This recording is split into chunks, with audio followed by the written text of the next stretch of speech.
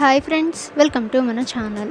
Friends, ఈరోజు వీడియోలో 2 తెలుగు రాష్ట్రాలకు సంబంధించిన లేటెస్ట్ వెదర్ అప్డేట్ వచ్చేసింది. ఇక ఆ వివరాలేంటో ఈ వీడియోలో మనం చూద్దాం. ఆంధ్రప్రదేశ్ రాష్ట్రానికి మరో ముప్పు పొంచి ఉంది. బంగాళాఖాతంలో మరో అల్పపీడనం ఏర్పడింది. ఇది తుఫానుగా మారనుందని వాతావరణ శాఖ అధికారులు అంచనా వేస్తున్నారు. ఈ తుఫాను ఏపీ వైపుకు దూసుకువచ్చే అవకాశాలు ఎక్కువగా ఉన్నాయని ఐఎండీ పేర్కొంది. అందుకే ఏపీకి రెడ్ అలర్ట్ని జారీ చేసింది వాతావరణ శాఖ. అలాగే ఏపీకి మరో తుఫాను పొంచి ఉంది. డిసెంబర్ 16 నాటికి బంగాళాఖాతంలో మరో అల్పపీడనం ఏర్పడనుంది.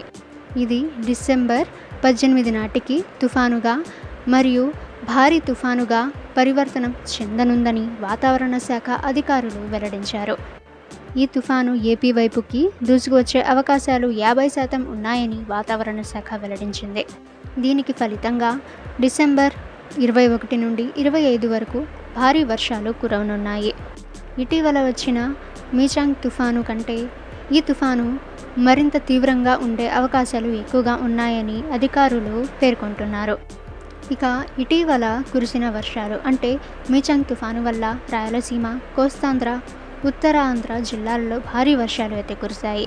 ఇక చెన్నైకి కూడా అలర్ట్ జారీ చేసింది వాతావరణ శాఖ. ఇక తమిళనాడులో వచ్చే 2-3 రోజుల పాటు మోస్తరు వర్షాలు, అలాగే ఆంధ్రప్రదేశ్లోని కోస్తాంధ్ర అలాగే రాయలసీమలో అక్కడక్కడ భారీ వర్షాలు, కొన్ని చోట్ల మోస్తరు వర్షాలు కురిసే అవకాశం ఉందని వాతావరణ శాఖ పేర్కొంది.